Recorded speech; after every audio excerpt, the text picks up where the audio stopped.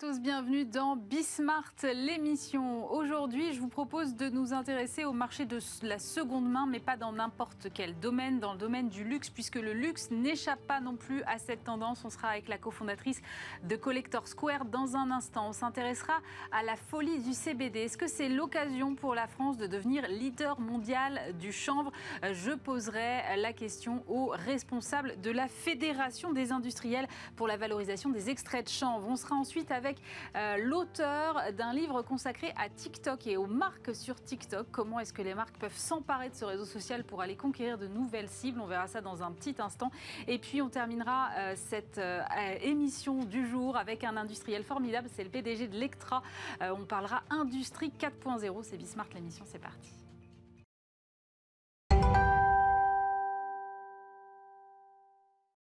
Et pour commencer cette émission, on va parler du marché de luxe d'occasion avec Ozana Orlovski. Bonjour. Bonjour. Vous êtes cofondatrice et directeur général délégué de Collector Square. Alors, c'est un site de vente en ligne justement pour les produits de luxe de seconde main, horlogerie, maroquinerie, joaillerie, depuis peu aussi les objets d'art. Et vous êtes leader européen sur ce marché. Pourquoi vous avez choisi de lancer ce site et sur ces verticales-là précisément et pas par exemple sur des vêtements de luxe ? Alors, on a choisi de lancer ce site internet parce qu'on a vu avec un peu d'avance le potentiel de ce marché de la seconde main qui aujourd'hui explose, mais qui, il y a 5 ou 6 ans, était encore un peu secret. Et on a souhaité développer un modèle pour adresser vraiment le segment haut de gamme de ce marché-là, en ciblant ces 3 départements, donc maroquinerie, horlogerie, joaillerie, qui sont nos 3 départements historiques, je dirais, parce que c'est vraiment sur ces départements qu'il y a l'offre haut de gamme qui correspondait à notre modèle et à notre cible. Et c'est aussi parce que ce sont des départements sur lesquels il y a des objets qui ont un cycle de vie long. Voilà, notre modèle est vraiment fait pour adresser des objets qui ont ce cycle de vie long, qui sont peu soumis à l'usure, à la mode, à cette dimension un peu éphémère qui est plus côté mode, côté souliers, etc. Nous, on a vraiment voulu se concentrer sur des montres, des sacs, des bijoux qui ont cette dimension intemporelle, qui en font des pièces d'investissement. Il y a un côté un peu développement durable en fait dans ce que vous me dites, c'est-à-dire que ce réemploi finalement permet aussi de donner une seconde vie à ces objets qui parfois finissent au fond d'un placard et dont on ne se sert plus.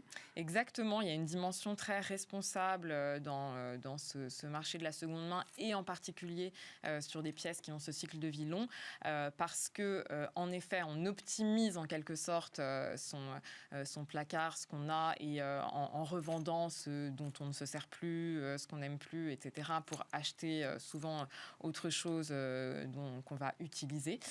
Et aussi dans la démarche d'achat, puisqu'on achète un objet qui n'est pas fabriqué pour son propre usage à soi, mais qui existe et a connu une première vie, voire parfois plusieurs, même avant. Alors vous le disiez, vos 3 verticales principales, ce sont donc la joaillerie, la maroquinerie et l'horlogerie. Les objets, finalement, c'est venu assez tardivement dans la construction de votre entreprise, ça date d'il y a à peu près 1 an. Pourquoi est-ce que vous avez choisi comme ça de vous diversifier finalement ? Alors on a choisi de lancer ce département art et collection pour se diversifier et créer un nouvel univers pour aller vers les objets qu'on met chez soi et élargir le champ par rapport à nos 3 autres verticales, comme vous dites, qui concernaient des objets que l'on porte. Donc cette idée était avant Covid, je dois dire qu'elle n'était pas du tout motivée par le fait qu'on s'est retrouvés confinés. Mais l'idée, c'était d'aller dans un univers qui avait donc d'objets très proches à la fois des montres, des sacs, des bijoux, parce qu'on est au sens large dans l'objet qui allie l'investissement et le plaisir, et dans l'objet au sens large d'accessoires, je dirais. Et en même temps, dans un champ beaucoup plus vaste où toute l'importance de la curation sélection et de l'expertise à sa valeur et c'est ce qui fait notre force en fait. Et on a voulu aller encore plus loin dans la curation, la sélection de pièces, l'expertise vers donc ce champ qui est très très large de l'art et de la collection. Et finalement, c'est tombé à un bon moment parce qu'on s'est tous retrouvés confinés chez soi avec la déco d'intérieur en permanence sous les yeux. J'imagine que vous avez dû le ressentir aussi, vous. Exactement, c'est tombé à un moment où chacun, on a tous regardé ce qu'on avait autour de soi. Souvent aussi, on a eu envie de changer ce qu'on avait autour de soi. Donc c'est tombé à un moment assez opportun et ça a été l'occasion pour nous de mettre en lumière ce développement. Aujourd'hui, c'est encore un département qui est beaucoup plus petit que les 3 autres, mais on y croit beaucoup et en tout cas, on le développe depuis 1 an fortement.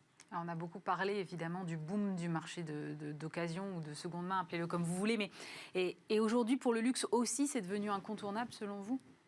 Oui, bien sûr, c'est devenu incontournable, encore une fois, parce que dans le luxe, il y a des objets qui ont des durées de vie très longues, donc qui peuvent faire vraiment plusieurs mains et qui sont des pièces intemporelles. Mais c'est vraiment plus accessible. La décote, elle est de combien, par exemple, en moyenne ? Alors, nous, pour la plupart des objets qu'on vend, on propose des prix de vente en décote de 30 à 50% par rapport au prix du neuf.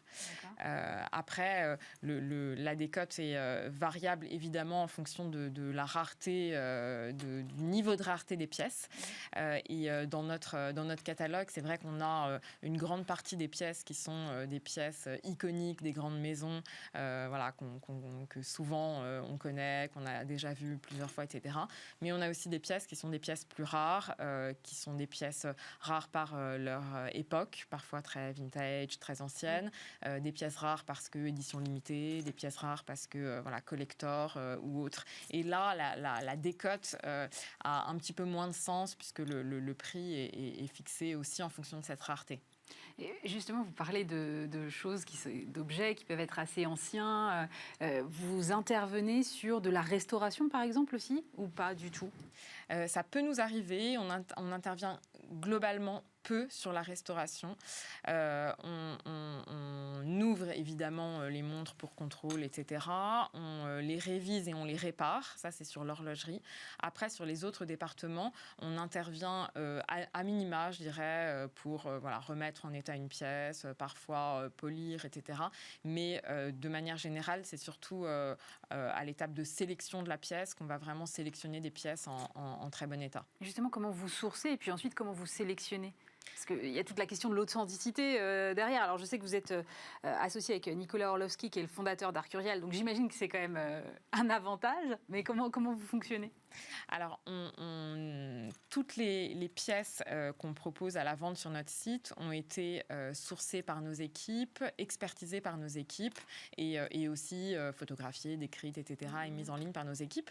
Les objets proviennent de particuliers, dans la très grande majorité, qui nous soumettent les objets qu'ils veulent vendre. Il y en a une partie qu'on prend en confié et une partie qu'on achète et qu'on revend. D'accord. On a les deux modèles et dans tous les cas, on fait l'expertise par nos services internes. On a des spécialistes, des experts qui expertisent chaque pièce. D'accord. Et vous avez aussi, j'ai lu, un showroom, alors que vous auriez pu être une marque 100% digitale. Pourquoi vous avez fait le choix d'avoir un lieu physique ? Alors, on a eu depuis le tout début de notre activité, on a toujours eu un modèle principalement digital, mais un showroom physique comme le prolongement de notre site internet. Pour nous, c'était important d'avoir un modèle, d'avoir une mixité dans le modèle et d'avoir une présence physique pour les clients qui le souhaitent. Et c'était finalement assez simple à mettre en œuvre, justement parce que physiquement, on a les objets, physiquement, on les expertise. On n'est pas qu'une plateforme en fait de mise en relation entre un vendeur et un acheteur. Comme de toute façon le flux physique est traité par nos équipes de façon humaine, je dirais, c'était assez simple à mettre en œuvre. Et finalement, c'est même pour les clients qui achètent, dont le flux est complètement digital, donc qui achètent en ligne sans du tout entrer en contact physique avec nous, c'est un point qui est est très rassurant, je pense. Le panier moyen, c'est quoi chez vous? Notre panier moyen, enfin notre prix unitaire, donc par objet, est de près de 3 500 €. Et voilà, ce qui est vraiment sur Internet et sur le marché de la seconde main, un positionnement haut de gamme. Oui, j'imagine, effectivement. Vous avez une base de près de 350 000 clients, j'ai lu, et en fait, la plupart sont à la fois vendeurs et acheteurs. C'est en fait un cercle assez vertueux. Vous avez une vraie communauté, finalement. En effet, on a des clients qui sont vendeurs et acheteurs. On a aussi des clients qui sont que vendeurs, des clients qui sont que acheteurs. Et les choses changent. On a des clients qui sont que un département. On a des clients qui sont mixtes sur l'ensemble des départements. Mais ce qui est sûr, c'est que la tendance à revendre des pièces se développe énormément. Avant, c'est vraiment quand on avait besoin de revendre pour question de place, à l'occasion d'un déménagement, questions financières ou autres qu'on vendait. Aujourd'hui, c'est vraiment dans le souci qu'on évoquait tout à l'heure de rationaliser, d'optimiser et d'avoir un comportement responsable et dans son achat, dans sa revente et dans les pièces qu'on possède. Vous avez des best-sellers. Il y a des best-sellers aussi sur le marché de la seconde main? Bien sûr, c'est assez proche des best-sellers dans des marques de luxe. Ouais. Les best-sellers, c'est pour nous vraiment les modèles iconiques des grandes maisons. En horlogerie, les modèles iconiques de montres Rolex, Cartier. En joaillerie, les modèles iconiques chez Cartier, chez Van Cleef. Et en maroquinerie, on citera évidemment Hermès, Vuitton, Chanel. Et vous faites des ventes thématiques, un peu comme certaines maisons de vente peuvent le faire, par exemple certains créateurs, une semaine dédiée, ou comment est-ce que vous fonctionnez? Exactement, on anime, on essaye de mettre en lumière régulièrement des sélections autour de thématiques, parce qu'on a un catalogue, nous, de 15 000 objets, et parfois certains clients nous disent c'est difficile de même voir les nouveautés, trouver les choses. Et c'est vrai qu'on est vraiment motivé par cette logique de volume et en quelque sorte d'industrialisation de métiers plus anciens, du dépôt-vente ou plus largement du commerce. Et ces thématiques et cette animation nous permettent de mettre en avant des sélections de pièces autour d'une thématique, d'une couleur, d'une époque, d'un style ou autre. Moi, je me posais une question pratique, en fait. Comment vous les expédiez après? Parce que j'imagine que ça ne s'expédie pas comme une lettre à la poste, quoi. C'est des produits qui ont quand même une grande valeur. Comment même plus simplement, parce que pendant le confinement, la Poste a eu quelques perturbations, alors que les transporteurs avec lesquels on ne travaille pas du tout. On travaille avec des transporteurs, en l'occurrence DHL, UPS pour la plupart de nos flux. Et puis après, on a nos propres systèmes d'assurance. On expédie les pièces sous 24 heures. Elles quittent nos locaux et elles sont expédiées très rapidement partout dans le monde. Et justement, vous envisagez de vous étendre à l'international, parce que vous dites on peut vous retrouver partout dans le monde? Alors aujourd'hui, de fait, on a une activité mondiale à travers notre site internet et on expédie déjà partout dans le monde.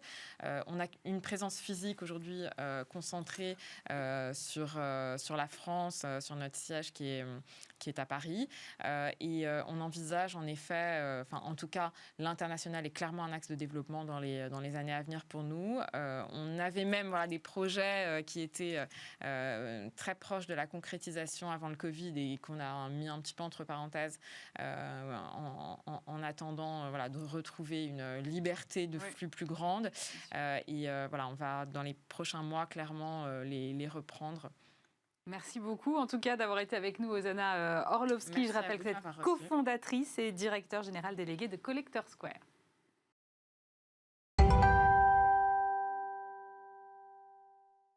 Et je suis maintenant avec Ludovic Rachou. Bonjour. Bonjour. Vous êtes le président de l'Union des industriels pour la valorisation des extraits de chanvre. Et on parle énormément de CBD. Il y a des pubs partout, des boutiques qui fleurissent. Et à un moment, je me suis dit, c'est quand même finalement peut-être le business de demain et un pan de notre économie. Donc, il faut qu'on s'y intéresse. Donc déjà, moi, j'aimerais comprendre ce que c'est concrètement.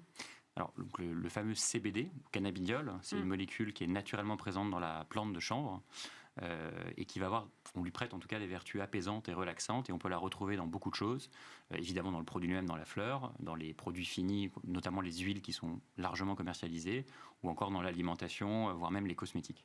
Ah oui, c'est hyper large en fait. En fait, c'est ça qui rend je dirais, qui crée une vraie folie autour du CBD, c'est que contrairement à un ingrédient un peu innovant classique, là on en retrouve dans une catégorie de produits quasiment illimitée. Mais pour être bien clair, c'est pas un psychotrope, enfin, c'est pas du tout de cette molécule-là dont on parle. Non, en tout cas, l'OMS considère que le CBD n'a pas d'effet d'accoutumance, il n'a pas d'effet toxique, donc considère ça comme une molécule sûre et sans effet addictif. Alors, la réglementation est en train de changer en ce moment en France, c'est pour ça d'ailleurs que c'est possible et que ça s'accélère, puisque depuis novembre 2020, donc l'interdiction de vente de cannabidiol est levée grâce à la Cour de justice européenne. Pourtant, la loi française était restée un peu floue jusque-là sur le sujet. Où est-ce qu'on en est précisément aujourd'hui ? Donc, suite à l'arrêt Canavap dont vous venez de parler en novembre 2020, au niveau européen, la France a décidé assez normalement de faire évoluer sa réglementation. Donc elle a travaillé sur un nouvel arrêté pour remplacer l'ancienne réglementation. L'arrêté a été notifié à la Commission européenne au mois de juillet et devrait rentrer en vigueur d'ici 3 à 6 mois, selon les délais, on va dire, d'observation de la Commission européenne. Alors justement, cet arrêté prévoit l'autorisation de culture, d'importation, d'exportation et d'utilisation industrielle et commerciale du chanvre, étendue sous certaines conditions à toutes les parties de la plante de chanvre. Qu'est-ce que ça change pour l'industrie que vous représentez aujourd'hui ? Alors, aujourd'hui, déjà, il faut penser aux agriculteurs. On a à peu près 2000 agriculteurs qui font déjà du chanvre depuis des dizaines d'années en France. On est le premier producteur européen. Et ces agriculteurs, jusqu'à présent, ils n'avaient pas le droit de toucher à la fleur de chanvre. Demain, avec la nouvelle réglementation, ils vont pouvoir le faire, uniquement a priori pour les activités d'extraction, donc pour en sortir le fameux CBD par exemple, de la fleur. Et dans la réglementation qui était annoncée pour l'instant, c'est encore en discussion à la Commission européenne, en tout cas la France a choisi d'interdire toutes les fleurs brutes à fumer, et donc ça reste dans les discussions à la Commission européenne actuellement. D'accord. Donc aujourd'hui, quand vous dites qu'il y a 2000 agriculteurs qui font du chanvre, j'imagine que c'est principalement pour l'industrie textile ? Alors, c'est en fait pas forcément pour l'industrie textile, c'est pour l'industrie papetière, pour faire des papiers spéciaux. Ah oui, vous avez notamment typiquement le canson qui peut être fait à base de chanvre. Vous avez pas mal de débouchés, dans la construction, le béton de chanvre. Le village olympique 2024 va être construit avec du béton de chanvre notamment. C'est un excellent isolant. On en retrouve dans les panneaux de bord des voitures. C'est beaucoup plus léger et très résistant. Donc le chanvre en fait a un nombre de débouchés incroyable. La graine utilisée en alimentation. En fait, ce qui rend la plante assez unique, c'est qu'il faut se servir de plusieurs parties de la plante afin d'avoir un bon ratio économique, en tout cas un bon retour sur investissement. Et demain, la fleur va permettre aux agriculteurs d'avoir des nouveaux débouchés et potentiellement très valorisés. Alors, c'est intéressant, mais que représente aujourd'hui la filière ? Parce que quand j'entends tout ce que vous me dites et le nombre d'applications, c'est hyper large. Il y a combien d'acteurs dans cette filière ? Vous avez aujourd'hui donc à peu près 2000 agriculteurs qui sont regroupés dans ce qu'on appelle généralement des chanvrières, qui vont être en fait qui vont servir vraiment à la récolte et au traitement, la première transformation de la plante, le défibrage notamment. Mais après, en termes de débouchés, pendant longtemps le papier a été le seul et l'unique débouché, et aujourd'hui en fait plein de nouvelles applications dans le bâtiment, l'alimentation, la cosmétique sont en train de se développer. Et demain, avec la fleur, on va pouvoir aussi développer l'activité des extraits. Donc on parle aujourd'hui du CBD, mais il y en a en fait une flopée d'autres qui sont tout aussi intéressants. Et aussi les terpènes qui sont plutôt des outils aromatiques. Et donc il y a énormément de débouchés sur le chanvre potentiel. Ça veut dire quoi quand vous dites que c'est aromatique ? En fait, les terpènes, c'est ce qui va donner la senteur notamment. Et vous retrouvez des terpènes pas que dans le cannabis, mais il y en a beaucoup dans les variétés de cannabis. Et donc on peut faire des parfums à base de terpènes par exemple. Ah oui, donc le champ des possibles est assez grand, en fait. Le chanvre des possibles, tout à fait. C'est ça, en fait. Je lisais que vous disiez que si les surfaces revenaient à leur niveau, les surfaces cultivées revenaient à leur niveau du 19e siècle en France, on pourrait créer 15 000 emplois, mais c'est considérable. C'est considérable. En fait, ce qu'il faut voir avec la filière du chanvre, c'est qu'on est en train de redécouvrir cette plante qui a été, pour des raisons parfois obscures, un peu oubliée ou mise de côté pendant des années à cause de sa ressemblance, ou en tout cas avec son cousin, le cannabis, qui contient beaucoup de THC. Et donc, on retrouve toutes les applications. Par exemple, avant, on avait des filatures de chanvre en France qui ont complètement disparu. Demain, on pourrait réimaginer des vêtements en chanvre. Levi's a d'ailleurs lancé une gamme de jeans en chanvre. Donc, on sent que ça revient sur le devant de la scène. Et aussi parce qu'on recommence à penser consommation locale, consommation plus responsable. Et le chanvre est une plante incroyable qui ne nécessite pas d'eau, pas d'engrais, pas de phytosanitaire. Donc et qui capte du CO2. Donc il y a une plante qui répond vraiment à tous les enjeux de demain. Alors comment ça se fait que c'est pas plus cultivé en France ? C'est parce qu'il y a une réglementation trop dure, parce que le rendement est pas bon. Quel est le... Alors, je pense qu'il y a plusieurs raisons de l'expliquer. D'abord, il y avait vraiment un blocage au niveau mondial sur le cannabis. On l'a associé uniquement à la partie stupéfiant. Donc, c'est aussi le besoin de faire évoluer les mentalités, de travailler sur les débouchés. Et ce qu'on voit avec les nouvelles applications qui peuvent être très valorisées, c'est qu'on retrouve justement de l'intérêt pour les agriculteurs au niveau économique. Je pense notamment aux fameux extraits de chanvre. Et on voit que ce marché se développe énormément. Vous l'avez vu, vous en avez parlé aussi. Les boutiques qui ouvrent. Il y en a partout. Voilà, la grande distribution s'y met, les pharmacies s'y mettent. Il y a, comme vous le savez aussi, un salon du CBD qui va se tenir prochainement et qui va rassembler les professionnels. Donc on voit que c'est un secteur qui se structure. Et donc 15 000 emplois, en réalité, c'est une estimation plutôt basse. Et en France, on a tous les savoir-faire, que ce soit dans le milieu de la construction, dans le milieu du textile évidemment, mais aussi dans toute la fabrication des extraits.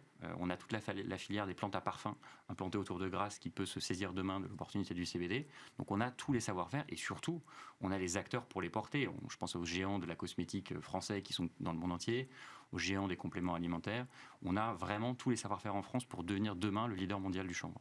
Mais on a donc les terres nécessaires et on a aussi la brique de transformation nécessaire. On a des laboratoires qui peuvent transformer ces extraits-là. Oui, c'est là où d'ailleurs on a un avantage, je dirais, concurrentiel vis-à-vis d'autres pays. C'est qu'on a toute la filière, notamment des plantes à parfum, donc pour toute l'industrie du luxe notamment, qui sait travailler en fait la matière végétale pour en sortir les différentes molécules. Et donc vous avez notamment autour de Grasse, mais aussi partout ailleurs en France dans les territoires, des laboratoires d'extraction végétale, bien plus que dans d'autres pays, qui travaillent d'ores et déjà en fait à ce qu'ils vont pouvoir faire de la plante de chanvre. Et on le voit, moi j'assiste beaucoup à des congrès, des salons sur la question. C'est une question qui intéresse tout le monde. Donc comment on fait pour devenir demain leader mondial ? Alors déjà, on avance encore sur la réglementation. La réglementation telle qu'elle a été notifiée à la Commission européenne, c'est qu'une première partie. On n'a pas encore de réglementation sectorielle sur les différents débouchés. Donc pour garantir en tout cas des débouchés pour nos agriculteurs, pour structurer cette filière, il faut adresser aussi les réglementations sectorielles. Et donc ça, c'est le travail que nous, on fait au sein de l'UVEC en tant que syndicat professionnel pour discuter avec l'administration des futures réglementations. Et c'est en structurant la filière et en ayant un cadre pour les entreprises, pour qu'elles puissent investir et créer des emplois, qu'on arrivera à développer cette filière. Ça veut dire quoi ? Ça veut dire définir des normes précises en fonction de chaque utilisation ? Exactement, c'est définir des règles pour tout le monde. Et ce sont ces règles aussi qui permettront de sortir du flou, et je dirais de sa confusion avec le cannabis stupéfiant, et aussi de rendre les investissements plus sereins, d'avoir des soutiens publics également. Aujourd'hui, quand vous êtes un entrepreneur dans le CBD, que vous voulez lancer une marque de cosmétiques à base de CBD, vous allez avoir 3 banques sur 4 qui vont vous refuser un compte. Donc on est encore dans une logique d'amalgame avec le cannabis. Ouais. Et je pense qu'il faut vraiment faire évoluer les mentalités. Et ça, la réglementation permettra de le faire. 3 banques sur 4, ça me paraît énorme. Au moins. Ah ouais. Et vous avez, par exemple, ça c'est un écueil très connu des entrepreneurs, si vous désirez vendre des produits à base de CBD aujourd'hui, vous ne pouvez pas aller sur PayPal, vous ne pouvez pas aller sur les solutions de paiement classiques qui refusent en fait d'être associés à la vente de ce genre de produits, alors que ce ne sont pas des produits stupéfiants. Mais c'est comment la réglementation ailleurs dans le monde en fait ? Si vous me dites que PayPal refuse, j'imagine que c'est pas mieux aux États-Unis alors ? Alors typiquement, PayPal accepte depuis quelques mois aux États-Unis uniquement sur les produits cosmétiques. Et aux États-Unis, il n'y a pas de réglementation unifiée fédérale, donc c'est État par État. D'accord. Donc, ce qui fait qu'aux États-Unis, c'est encore le marché est déjà assez conséquent, plusieurs milliards de dollars, mais c'est pas encore constitué au niveau fédéral, c'est vraiment des inter-États, intra-États, pardon. Et donc on voit des marques et des entreprises qui commencent à se dégager, mais vraiment au niveau local. Mais ce que vous êtes en train de me dire, en fait, c'est qu'on a une vraie carte à jouer. Pour le coup, si pour une fois, sur la réglementation, on est en avance par rapport au reste du monde, on peut peut-être... Je ne dirais pas qu'on est non plus en avance, mais en tout cas, on a pris le sujet suite à l'arrêt de la Cour de justice de l'Union européenne. Donc, profitons-en. On a le savoir-faire en France. On a 2000 agriculteurs et même des nouveaux agriculteurs qui se lancent sur le CBD, qui connaissent la plante. Donc, il faut en profiter et faire en sorte que demain, d'ici 1 ou 2 ans, on ait un marché qui soit constitué avec des règles claires pour tout le monde. Et ce qu'on voit d'ailleurs, c'est qu'au sein même de l'Europe, des filières de chanvre sont en train de se constituer dans les pays de l'Est notamment, qui vont demain venir concurrencer nos chanvrières françaises. Donc on a un vrai besoin d'agir maintenant, sinon on perdra cette opportunité de devenir un leader. Vous avez des agriculteurs là qui, depuis le changement de de réglementation commencent à venir voir en disant bon, comment est-ce qu'on peut s'y mettre? Complètement. Alors ça, on a évidemment les acteurs traditionnels qui font du chanvre depuis des dizaines d'années, mais on a aussi des agriculteurs qui souhaitent s'investir sur le marché du chanvre. On en a dans toute la France. Et parce que comme on n'est pas forcément limité par les problématiques de défibrage autour de l'utilisation classique du chanvre, on a des nouveaux usages et des nouvelles modes de cultivation qui peuvent se développer. Et on a pas mal d'agriculteurs qui viennent nous contacter. J'étais encore sur un salon agricole cette semaine. On a énormément de demandes. On a eu plus d'1 heure de questions pour une conférence de 40 minutes. On sent que c'est un sujet vraiment qui intéresse énormément d'agriculteurs. Et ça peut être cultivable n'importe où sur le sol français? A priori, oui, il n'y a pas forcément de contre-indication. Il y a de toute manière une liste de catalogues, de variétés qui sont inscrites au catalogue, qui sont autorisées. Donc c'est assez organisé. Il y a quelques contraintes, je dirais, de sécurisation, mais il n'y a rien d'insurmontable. Aujourd'hui, typiquement, on encourage en tout cas les agriculteurs qui font du chanvre à déclarer en préfecture, en mairie, en tout cas à déclarer les surfaces qu'ils font, ne serait-ce que pour éviter parfois des petits malins qui confondent ça avec du cannabis qui viennent arracher les plants. Oui. Ça c'est un point important. Ça se voit régulièrement, voilà. apparemment. Et puis comme on fait quelque chose, voilà, c'est une activité agricole classique, on n'a pas à le cacher, donc autant le mettre en avant. Et c'est ce qu'on encourage en tout cas les agriculteurs à faire. Et vous avez une idée du poids des retombées économiques que ça pourrait avoir? Alors nous, on a conduit avec d'autres organisations professionnelles sectorielles dans la cosmétique, l'interprofession du chanvre, les compléments alimentaires. On a fait une étude chiffrée pour estimer le marché. On estime que le marché du CBD, ça pourrait être dès, je dirais, une année pleine d'évolution réglementaire, autour de 700 millions d'euros. Ça, c'est le chiffre d'affaires des produits vendus en France. Et on estime surtout qu'avec des acteurs internationaux dans la cosmétique notamment, on pourrait être une filière très exportatrice. Bon, donc ce qu'on attend, c'est la réglementation ferme et définitive. La réglementation ferme et définitive, sectorielle, avec des règles du jeu qui soient claires pour tout le monde. Merci beaucoup Ludovic Rachou. Je rappelle que vous êtes donc président de l'Union des industriels pour la valorisation des extraits de chanvre. Merci.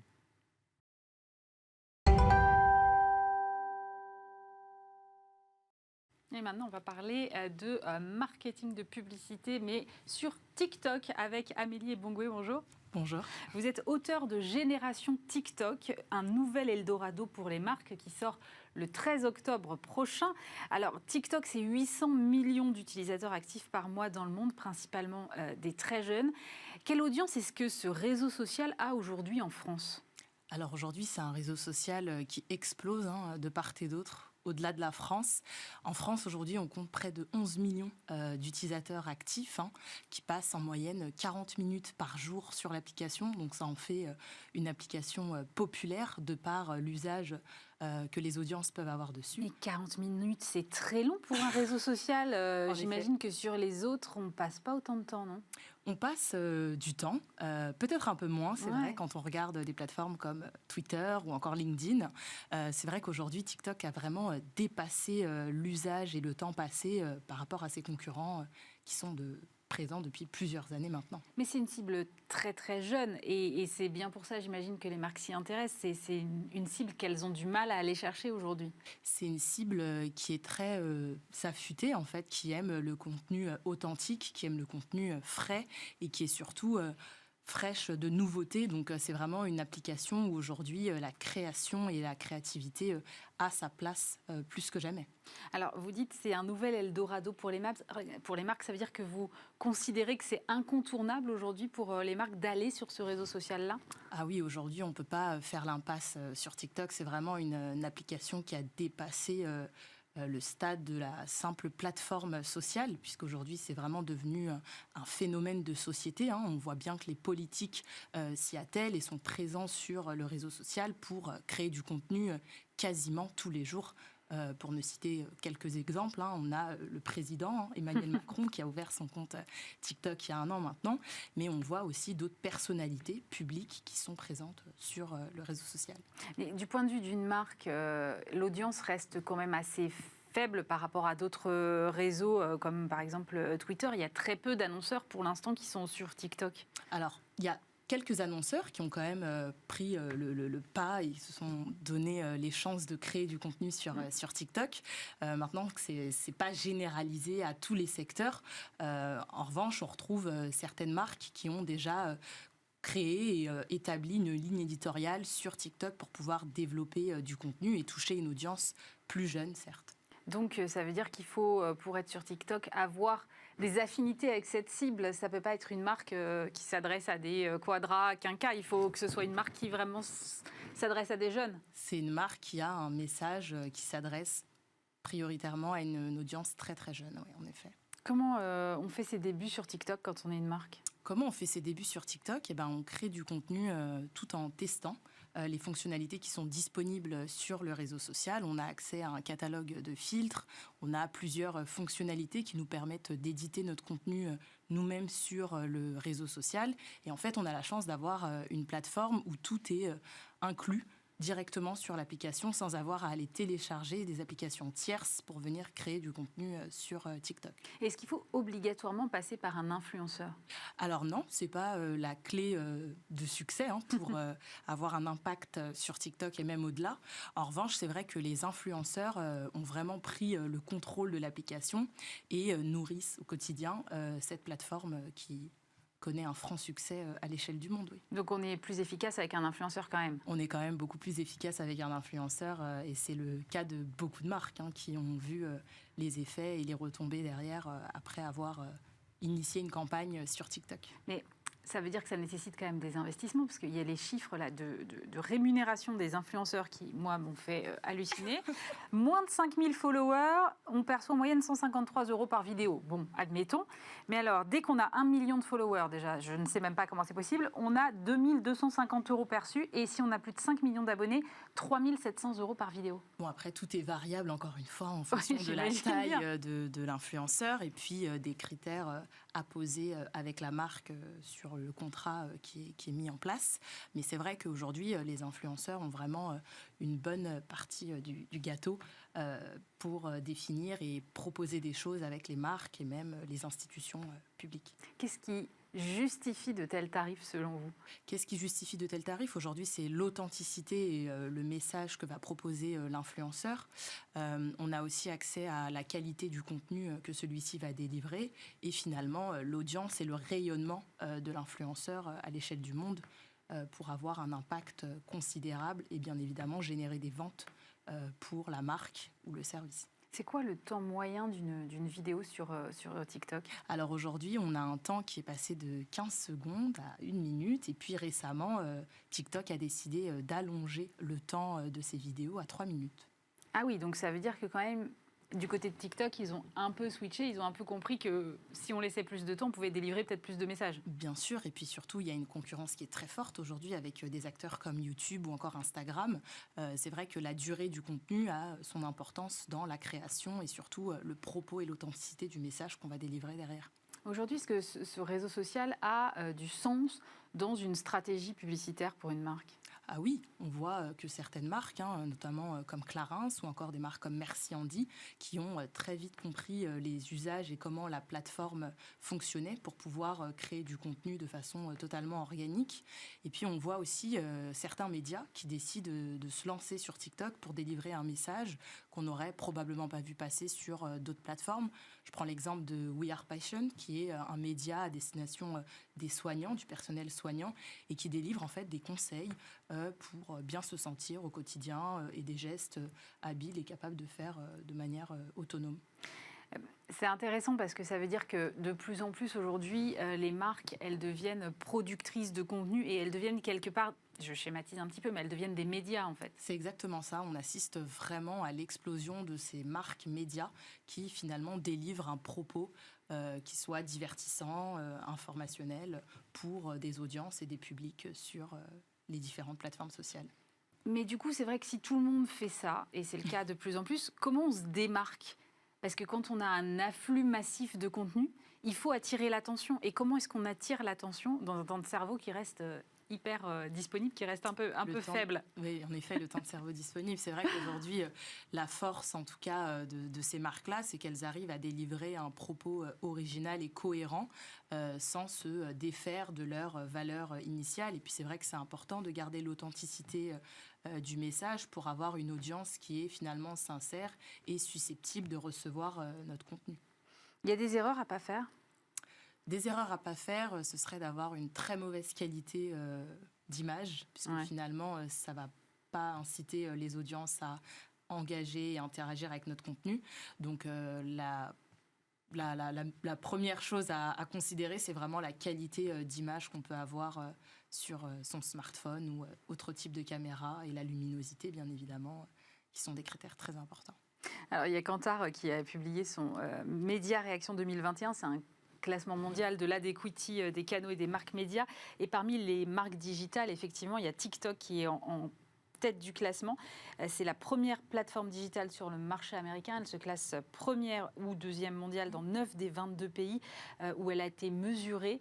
Ça veut dire qu'en fait, on est en phase d'accélération, mais on reste encore au début de quelque chose qui est amené encore à croître. Ah oui, c'est une plateforme qui est amenée à croître et qui développe de nouvelles innovations, qui est en progression constante. On voit aujourd'hui l'accélération massive du social commerce, donc la possibilité d'acheter des produits via les réseaux sociaux. On est même dans la phase, je dirais, du live commerce, puisqu'on peut acheter aujourd'hui des produits en direct. Donc c'est vraiment des choses qui ont progressivement évolué suite à la crise sanitaire aussi, et donc des alternatives possibles pour les marques, mais aussi pour les consommateurs. Finalement. Et justement, sur le live commerce et le social commerce, ça manque encore un peu sur TikTok. On n'a pas encore complètement toutes ces fonctionnalités commerciales qu'on peut retrouver par exemple sur Insta. C'est vrai. Aujourd'hui, on n'a pas la panoplie de fonctionnalités sur lesquelles on peut innover et directement acheter sur TikTok, mais ça arrive progressivement, et ça va aussi dans le sens des petites entreprises pour pouvoir développer son image de marque et vendre davantage de produits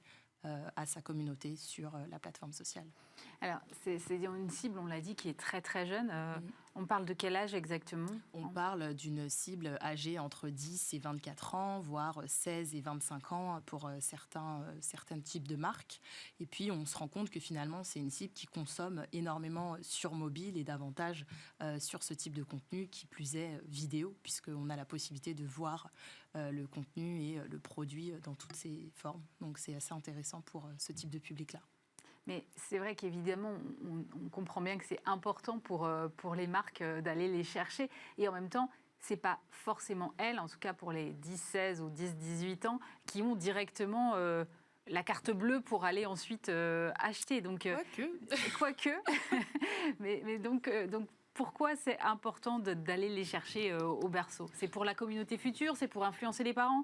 C'est pas forcément pour influencer les parents, mais c'est aussi une clientèle et une communauté qui a du pouvoir d'achat, qui a des goûts et qui veut s'exprimer sur différentes thématiques, qui vient aussi pour s'inspirer, pour s'éduquer. On a de plus en plus de comptes qui viennent éduquer les communautés. On transgresse vers un modèle d'edutainment, donc on divertit les audiences tout en les éduquant. Et c'est vraiment quelque chose que TikTok tend à faire aussi avec ses propres contenus, puisque TikTok a son propre compte et développe aussi différents contenus en partenariat avec des organismes publics ou même en son nom propre en fait sur la plateforme. Est-ce qu'il faut événementialiser ces actions sur TikTok ? Je pense à un cas, je crois que c'est La Redoute qui avait fait un TikTok challenge pour trouver ses futurs mannequins pour sa future collection. Est-ce qu'il faut comme ça défier un peu la communauté pour avoir davantage d'interaction ? Bien sûr, et puis le challenge est une forme aussi d'interaction avec son audience, puisqu'il existe différentes formes de challenge. On a à la fois le challenge officiel qui est donc proposé par les équipes éditoriales de TikTok pour rentrer en conversation avec les audiences. On a le challenge sponsorisé qui permet donc à toutes les marques aujourd'hui de sponsoriser un hashtag pour venir créer de la conversation et rentrer en considération dans le quotidien de ces audiences. Et puis on a différentes formes de challenge comme le challenge musical qui peut partir aussi d'un titre et qui finalement s'est vampirisé à toute une application sur le morceau en question. Alors, c'est vrai que quand même, l'impression que j'en ai, c'est que sur TikTok, il faut vraiment prendre le temps, la création de contenu.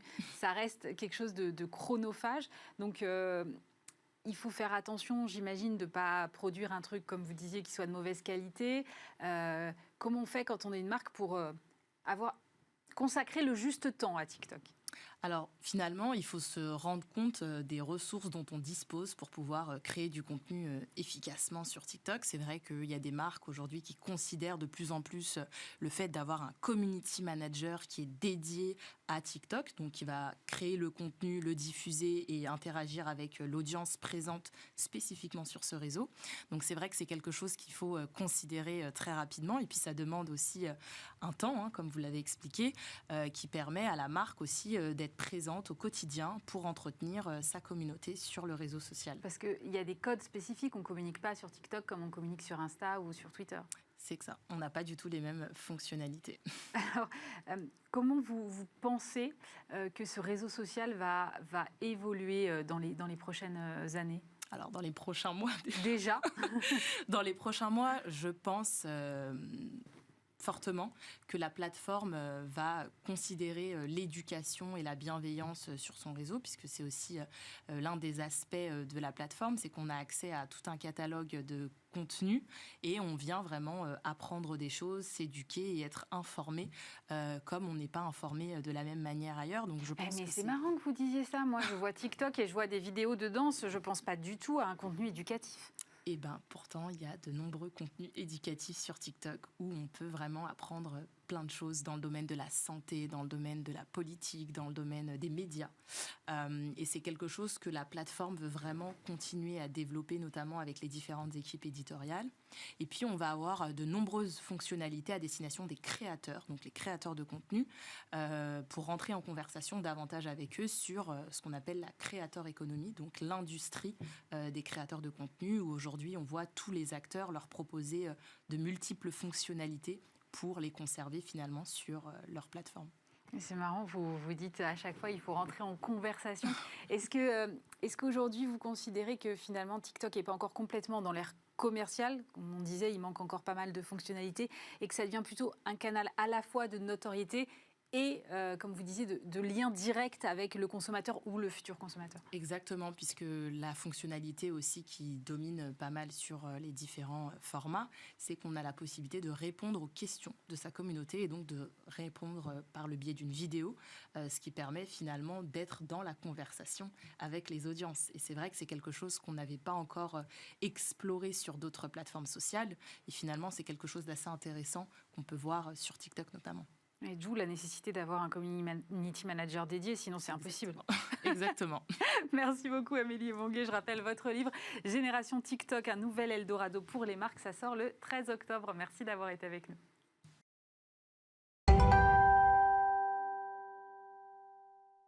Et on termine cette émission en compagnie de Daniel Harari. Bonjour. Bonjour. Vous êtes le PDG de Lectra, spécialiste de la découpe de textiles, d'airbags, de tissus et de cuir.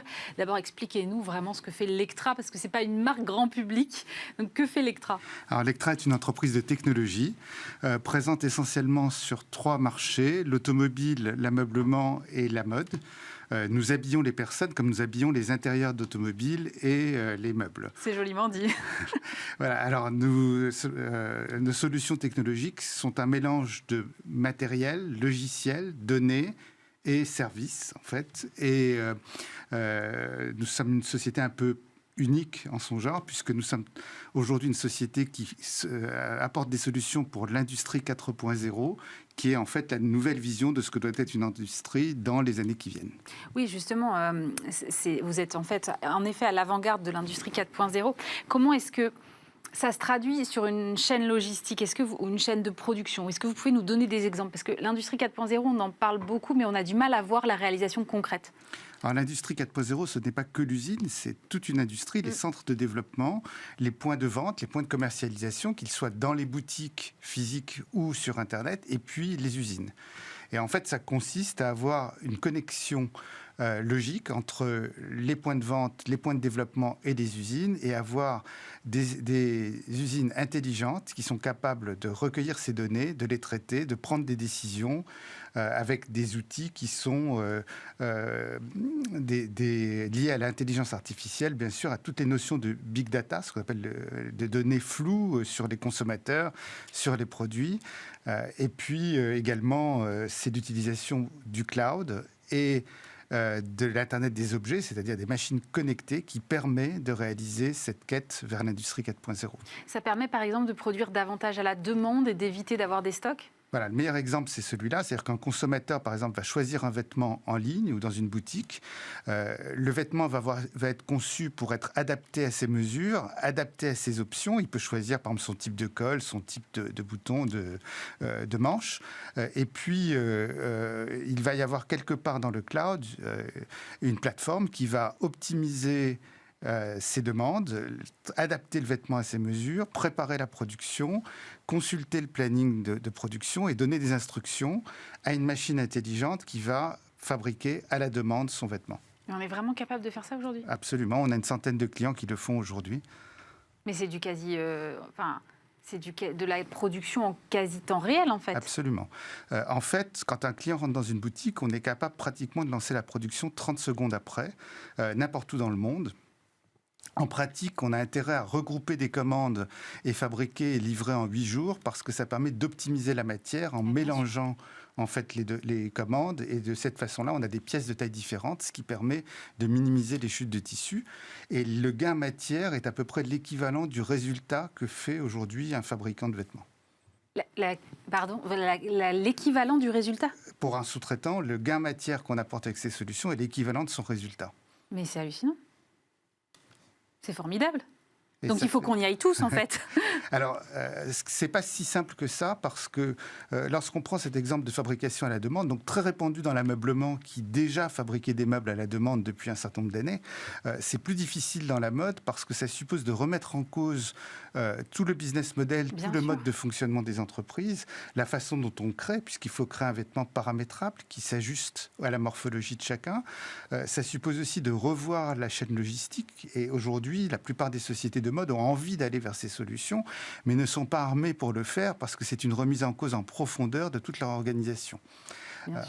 Et dans l'ameublement, on est beaucoup plus avancé parce qu'on fabrique les meubles à l'unité, souvent aux dimensions et avec les goûts des consommateurs. Et c'est ce qui explique d'ailleurs que le marché de l'ameublement soit sorti de la crise bien avant les autres marchés, parce que pendant cette période, ils n'avaient pas de stock, ils n'ont pas eu de consommation de cash, et par conséquent, ils ont pu survivre à la crise du Covid beaucoup mieux que les entreprises de mode, par exemple, et se sont remis à l'investissement dès le mois de juillet 2020. Et comment ça se traduit dans l'automobile, parce que c'est un secteur où vous êtes aussi présent. Là aussi, j'imagine que c'est plus compliqué que dans l'ameublement. C'est plus compliqué parce qu'en fait, les process de fabrication dans l'automobile sont très avancés et que changer ce mode de production suppose de remettre en cause une solution qui fonctionne déjà bien. Et d'une manière générale, le monde de l'automobile préfère améliorer les process existants que d'être en rupture. Donc, à la fois, ils sont plus avancés dans l'utilisation de l'industrie 4.0 et on a aujourd'hui près de 65% de parts de marché dans les intérieurs automobiles, un peu plus de 70% dans les airbags. Donc, on est présent dans le monde entier. Et nos clients sont très avancés dans leur process, utilisent toutes les méthodes de ligne de fabrication, on va dire en flux tendu, mais passer en une fabrication à la demande suppose de faire des ruptures complètes dans leur mode de fabrication, et ils ne sont pas prêts à faire ça aujourd'hui. Ça veut dire aussi que ça allonge les délais de livraison quelque part, dans un cadre où le consommateur est quand même habitué à avoir à peu près tout de suite. Non, en fait, on est capable de livrer. Alors, notre client le plus avancé, qui est un Allemand qui fabrique en Pologne, est capable de livrer un meuble en 24 heures après la commande, en le faisant complètement à la demande. La chaîne entière prend 8 heures. Donc, on voit qu'on n'est pas du tout dans des choses très compliquées. On pourrait faire la même chose dans l'automobile. D'ailleurs, des tanneurs qui fabriquent des sièges en cuir, en fait, pour des voitures de luxe, le font aujourd'hui en 48 heures. Donc, on est capable de faire des intérieurs à la demande, customisés, dans des délais très courts. Est-ce que ça permet aussi une certaine relocalisation ? C'est quelque chose dont on a beaucoup parlé. Il faut réindustrialiser la France, il faut relocaliser. Est-ce que ces solutions-là, qui nécessitent peut-être moins de stock, donc réduisent forcément un peu les coûts aussi, permettent de relocaliser une partie des productions? Alors absolument. Peut-être que le principal avantage de la fabrication à la demande, c'est le fait que les besoins en matière de trésorerie sont très différents. En général, on génère de la trésorerie positive parce qu'on est payé par le consommateur avant de fabriquer. Ouais. Donc c'est un business model qui permet de se développer sans avoir de besoin de fonds propres significatifs. Au contraire, c'est ça le principal avantage. Mais évidemment, ça permet une relocalisation puisque le coût de la main-d'œuvre devient assez secondaire. C'est en fait la machine de découpe qui va prendre les décisions et qui va automatiquement fabriquer. Donc on divise peut-être par 2 ou par 3 l'ensemble des opérations. Donc c'est beaucoup moins consommateur de main-d'œuvre. Ça se présente bien pour pouvoir fabriquer à proximité, mais cela suppose qu'il y ait la main-d'œuvre qualifiée. Et dans beaucoup de pays, de la France en particulier, on a perdu beaucoup de main-d'œuvre qualifiée. Est-ce que le lancement d'une filière de solutions pour l'industrie du futur qui a été acté en avril dernier et notamment par le Comité national de l'industrie est une bonne nouvelle pour qu'on puisse accélérer dans cette industrie 4.0 ? Certainement. Et en fait, beaucoup d'entreprises y réfléchissent. Beaucoup font des tests, même des tests à petite dimension. Il faudrait aller plus vite. Et en fait, les technologies existent. Nous les avons mises sur le marché en 2018. Donc maintenant, on a une certaine expérience, un retour d'expérience assez important. On sait que ça fonctionne bien. Et la crise du Covid est venue interrompre en fait cette transformation qui aujourd'hui est tout à fait possible et souhaitable parce qu'elle permettra à la fois une relocalisation. C'est une solution verte. Elle permet de faire beaucoup d'économies de matière, de ne pas avoir d'invendus, de ne pas détruire par exemple des vêtements. Elle a tous les avantages par rapport aux solutions qui sont recherchées aujourd'hui par les industriels, mais elle suppose un certain courage pour transformer l'entreprise. Mais ça veut dire que les industries aujourd'hui sont en train de devenir des entreprises tech. Vous-même, quand vous êtes arrivé, vous m'avez dit je suis une entreprise de solutions technologiques. Oui. Absolument. Et en fait, la solution pour demain, pour aller vers l'industrie 4.0, alors on estime que l'industrie 4.0, on commencera à voir les premiers effets en 2030. C'est une quête. Ce n'est pas encore aujourd'hui une réalité à 100%. Il s'agit de progresser. Il y a différentes étapes. Petit à petit, on va donner des instructions à des robots intelligents. Ensuite, ils vont décider eux-mêmes d'un certain nombre de choses. Et ensuite, le système est capable de planifier complètement le fonctionnement d'une usine. Donc on voit qu'on peut y aller par étapes. Et pour ça, évidemment, les technologies les plus importantes, les plus difficiles à maîtriser sont autour de la donnée. Parce que toutes ces données sont floues, elles ne sont pas structurées, les informations ne peuvent pas se lire facilement, et cela suppose aussi beaucoup d'intelligence artificielle. Par exemple, quand on parlait des solutions à la demande, on va avoir des algorithmes qui vont optimiser la matière, par exemple, en décidant à quel moment il faut fabriquer en fonction des commandes qui sont en cours, en décidant aussi, par exemple, que si on veut livrer en 8 jours, on impose de passer en fabrication quoi qu'il se passe avant 8 jours, et en fonction de ce qu'on recherche à faire, on va appliquer des algorithmes différents pour permettre d'optimiser la production. Vous avez pris ce virage du digital et de la technologie à quel moment ? Alors, on a pris ce virage du digital très tôt, parce qu'en fait, le digital est un prérequis en fait, à l'industrie 4.0. Tant qu'on n'a pas digitalisé les process, ça ne sert à rien. On ne peut pas aller plus loin. Absolument. Nous l'avons pris très tôt. Ça a été notre métier pratiquement depuis le début des années 90. Et on a accéléré en 2015, où on a décidé que notre stratégie serait basée sur l'industrie 4.0. On a fait de la recherche et du développement sans faire de publicité autour de 2015 à 2017. Et en 2017, on a annoncé notre stratégie et lancé nos premières solutions. Voilà, donc aujourd'hui, on a vraiment une avance sur beaucoup d'entreprises dans le monde. On est numéro 1 mondial. On a racheté notre concurrent principal. Oui, j'allais y venir. Gerber aux États-Unis. Absolument, il y a quelques mois. On propose à nos clients des solutions d'avant-garde. La condition nécessaire pour pouvoir le faire, c'est de financer en fait toute cette transformation. Et les économies qu'on apporte, notamment en termes d'économies de matière, de tissu, de cuir, financent complètement les développements.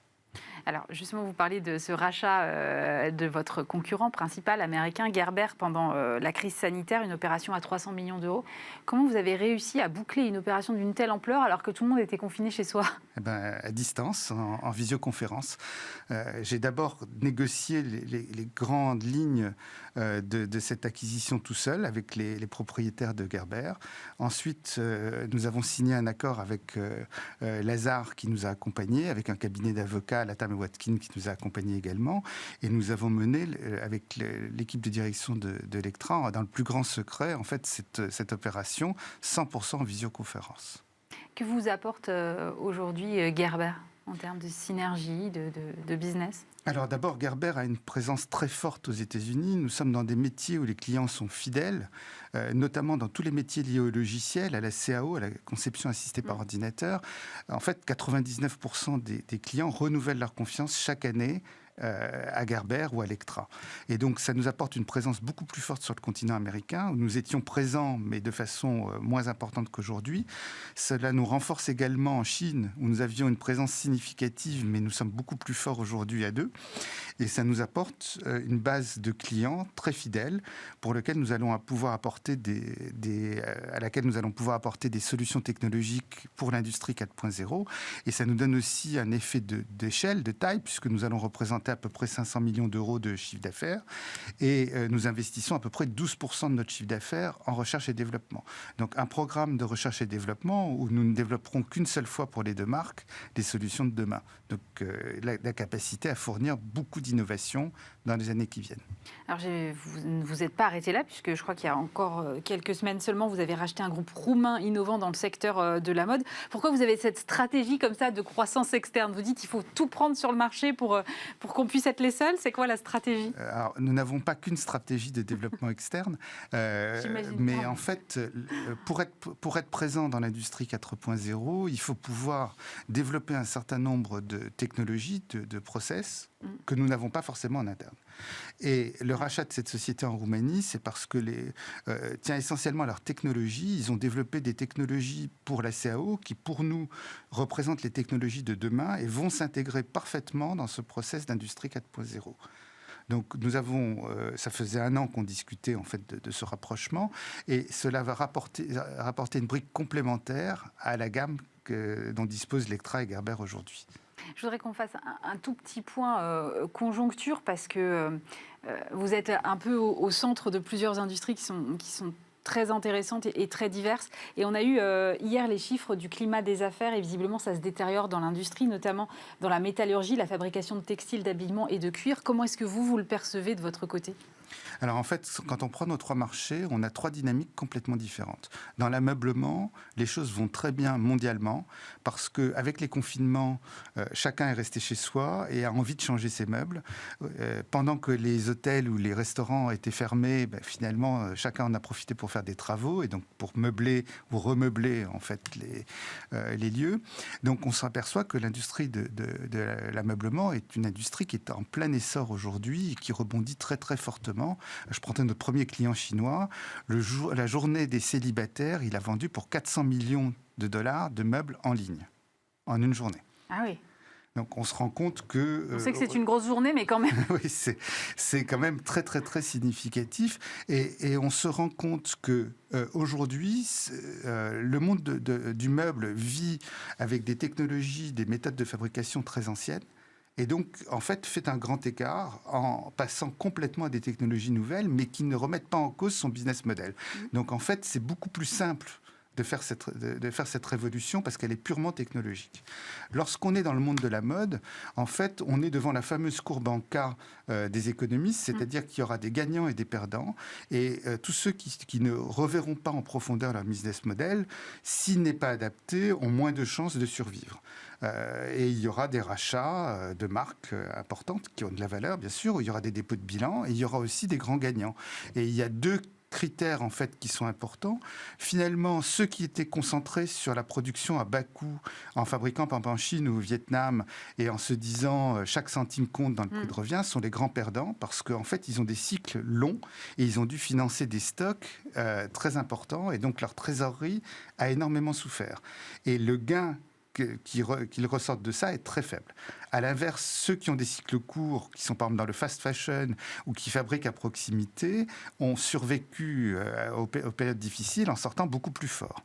Et également, ceux qui ont une présence forte sur Internet, sur la vente en ligne, sur le e-commerce, sortent les grands gagnants parce que aujourd'hui, aux États-Unis, on a un vêtement sur 2 vendu en ligne. Donc on se rend compte que l'avenir, c'est la présence en ligne. Évidemment, le réseau direct de boutiques est important, mais il vient en complément. Et c'est la présence sur les sites de e-commerce et en ligne qui est l'élément principal du succès. Merci beaucoup Daniel Harari d'avoir été avec nous. Je rappelle que vous êtes le PDG de Lectra. Bismart, l'émission c'est terminé pour aujourd'hui. Évidemment, on se retrouve vendredi prochain. Et puis dès lundi, vous retrouvez Stéphane Soumier. Passez un très bon week-end sur Bismart.